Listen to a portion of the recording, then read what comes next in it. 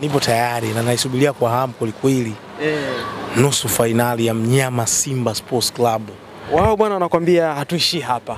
Kwa mtazamo wako, bila shaka umefuatilia vizuri Stellarbesh. Nataka kufahamu strength yao iko wapi na weakness yao iko wapi. Je, mnyama kule anavuka? Mnyama ana nafasi kubwa ya kuvuka kiukweli. In terms of experience, kwa maana ya uzoefu wa kwenye mashindano ya kimataifa. Wamecheza CAF Champions League dhidi ya vilabu vikubwa, Al Ahly, Wydad Casablanca, umeona. Lakini ukiacha hivyo ni kama vile historia ilikuwa inahukumu hivi Simba. Mara kadhaa wamekuwa wakifanya vizuri kwenye mashindano ya CAF Champions League na Confederation Cup, lakini wamekuwa wakiishia katika hatua za robo finali. Sio kwa sababu labda wanakuwa ni wabovu, no. Wanakuwa ni wazuri, lakini wanakutana na timu bora. Mara zote ambazo Simba amefika kwenye hatua robo finali kwenye mashindano ya CAF amekutana na timu bora na ametolewa na timu bora. Unakuta timu ikiwatoa Simba inafika mpaka finali. Sijui mela vizuri. Kwa hiyo walikuwa wanakutana na timu bora, lakini hivi sasa unaona wameenda wamepambana katika mwaka ambao watu walikuwa hawatarajii kabisa kama Simba Sports Club anaweza kufanya vizuri. Alafu Simba anatoboa kwenda kwenye hatua ya nusu finali. Kaka wewe kushangaza hiyo. Yaani mimi baada ya mechi ya Al Ahly Tripoli kuna saves mbili zilifanya Pimpin Kamara. Ya mwisho ilikuwa ni dakika kama 89 hivi. Aliokoa mchomo Mabululu. Kama Al Ahly Tripoli wangepata goli ule muda, Simba ilikuwa wameisha. Kaka baada ya pale mimi nikasema Simba kuna elements za bahati kwenye mashindano ya mwaka huu. Lakini kama haitoshi, Simba anaenda Uarabuni dhidi ya Sfaxien na anapata matokeo ya ushindi. Katika hali isiyotarajiwa, Bravos wanaonekana kufanya vizuri sana. Lakini mnyama Simba anaenda Angola, anapata kile ambacho anachokihitaji, anapata matokeo ya sare na anafuzu kwenye hatua ya robo finali. Watu wakiwa wanaamini kwamba Simba anaenda kutolewa na Al Masry. Mnyama Simba anafungwa magoli mawili. Anakuja kwa Mkapa, anapindua matokeo kwenye hatua ya mikojo ya penalty, anatoboa nusu finali. Simba wakiwa ndio kwanza wanatengeneza timu. Lazima ili watu wasilisahau, walielewe. Bado wanatengeneza timu. Simba wanatengeneza timu. Simba wameingiza machaguo mapya kwenye timu. Kwenye maeneo yote yale ya mbele. Eli Mpanzu Kibisawala, Steve Dese Mkwala, Lionel Ateba. Unajua wote kuna tena kama Lionel Ateba ndio kwanza, unajua watu wanasahau Lionel Ateba ndio kwanza ana nusu msimu. Unajua yani ni kama vile hajamaliza yani msimu wote ukiisha ndio atakuwa kama vile ametimiza msimu mzima. Kwa hiyo mwaka wake wa kwanza umeelewa vizuri. Simba wakiwa bado wanatengeneza timu, wanaenda kwenye hatua ya nusu finali. Sasa nikiangalia kiufundi, Stellenbosch ni timu nzuri, ila weakness yake kubwa, Stellenbosch ni kipindi wakiwa hawana mpira. Stellenbosch kipindi wakiwa hawana mpira ni rahisi sana kuweza kuwafikia kwenye lango lao na kuweza kuwafunga. Kwa nini? Wale wanakabia kuanzia juu, wanakaba na 4-4-2. Watu wanne kwenye mstari wa mwisho wa backline, watu wanne kwenye mstari wa kati na watu wawili kwenye eneo la ushambuliaji. Sijumla vizuri. Wanafanya pressing kuanzia juu.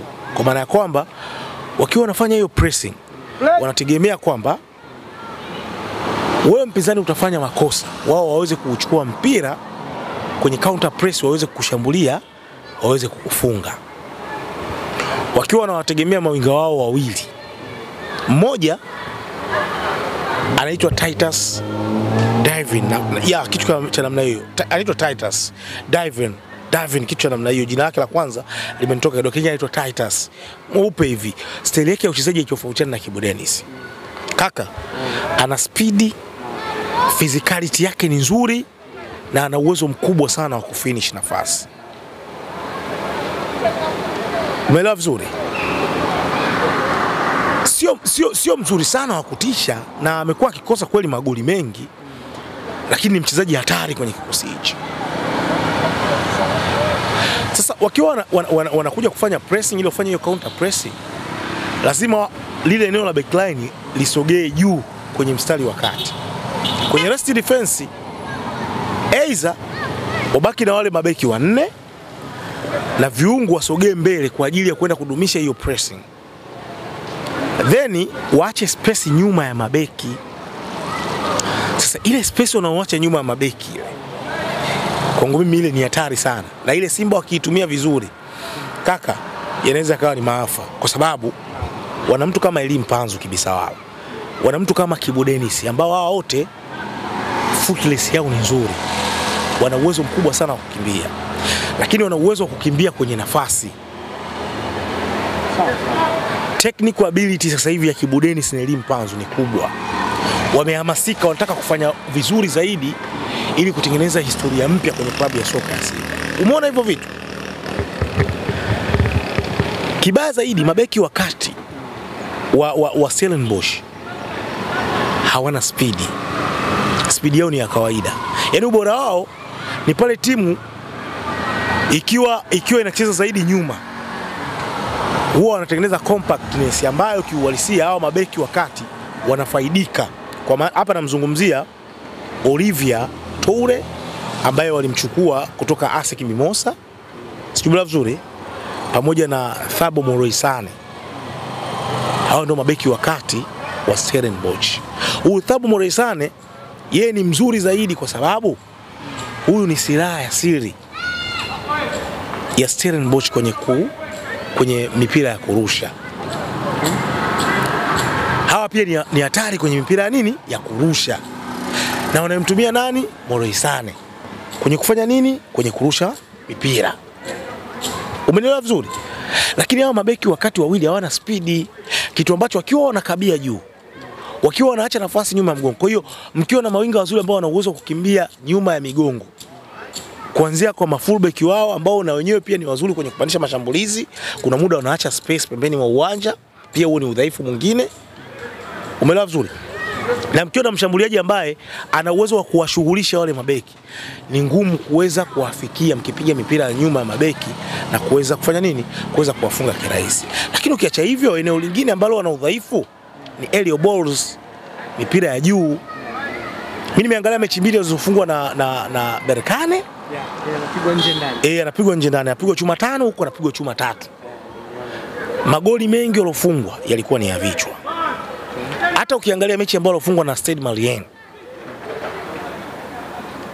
ilikuwa ni hiyo, walikuwa wanakabia juu zaidi, napigwa mpira nyuma ya mabeki, watu wanakimbia ukiwa mzuri, watu wanamalizia nafasi. Lakini pia set pieces sio wazuri jamaa. Udhaifu wao mwingine, najaribu tukupa hizi ni weakness zao. Weakness yao nyingine, jamaa sio wazuri kwenye kutumia nafasi, na ndio maana unaona idadi ya magoli wanayofunga ni ndogo. Ukiangalia idadi na kweli hawaruhusu magoli mengi, lakini pia ni sio wazuri kufanya nini? Kuweza kutumia nafasi na kuweza kufunga magoli. Ndio maana unaona idadi ya magoli ni machache. Magoli mengi walopata, walimfunga Stade Malien goli 2, walimfunga pamoja na CD Lunda Sol ya Angola nyumbani, na ugeni huko goli 1, huko goli 2. Na goli 1 walilopata pale nyumbani dhidi ya Berkane.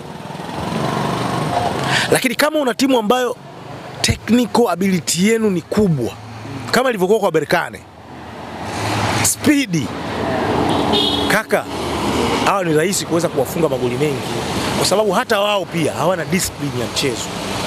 Kuna muda wanaona ngoja tu, kwa sababu wa Afrika Kusini nature yao ilivyo, hawapendi muda mwingi kukaa nyuma na kuweza kuzuia. Wanajiamini wana uwezo mkubwa wa kiufundi, wana uwezo kuchezea mpira. Kwa hiyo ni lazima wataanza kukutafuta wewe. Watachagua moments. Kuna muda wataanza kukutafuta, kupiga pasi fupi ili kuweza kukufungua, kukulainisha na kuweza kufanya nini? Kutengeneza nafasi kwenye open play. Lakini pia kuna muda watataka kutumia counter attack, kwa sababu wa Afrika Kusini wengi ni wepesi.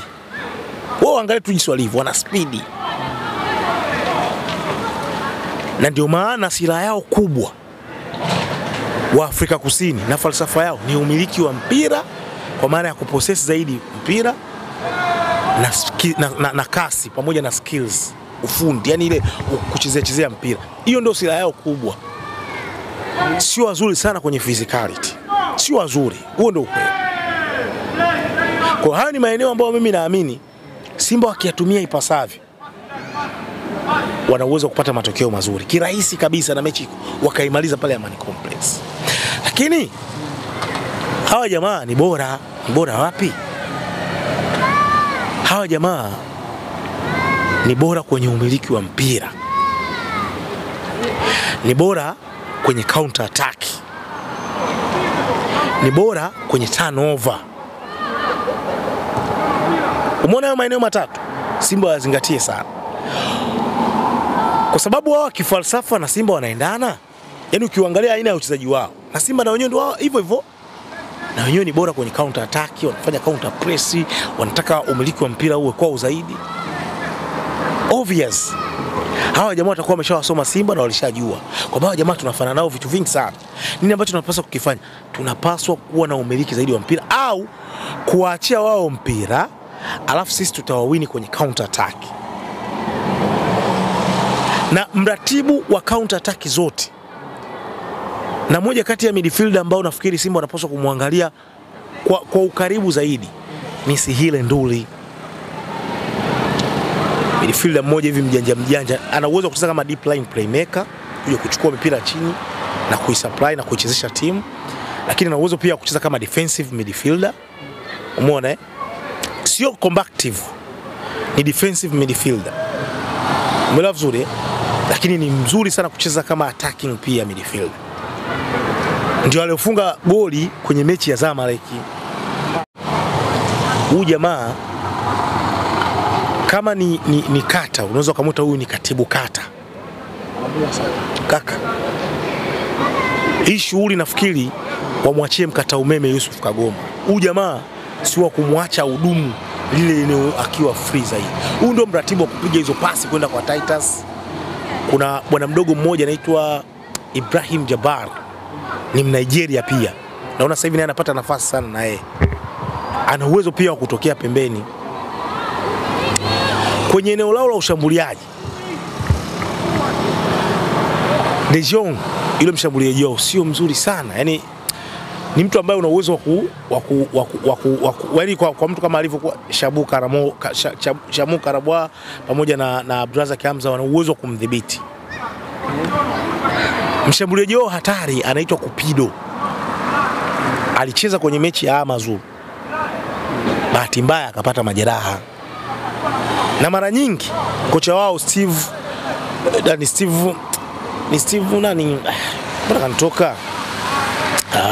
Steve Barker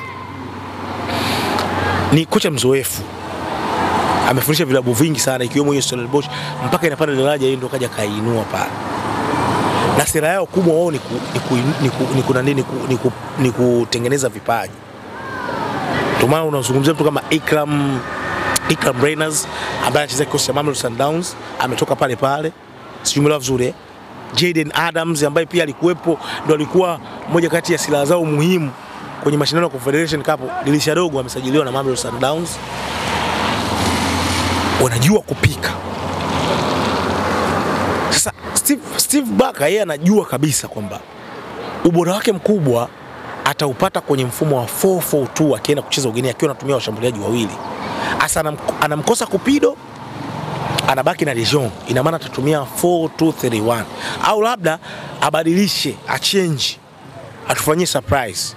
Lakini mfumo wake mkubwa ambao anapenda kutumia ni 4-4-2 na 4-2-3-1, kutumia mshambuliaji mmoja ama kutumia washambuliaji wawili, haswa akiwa ugenini.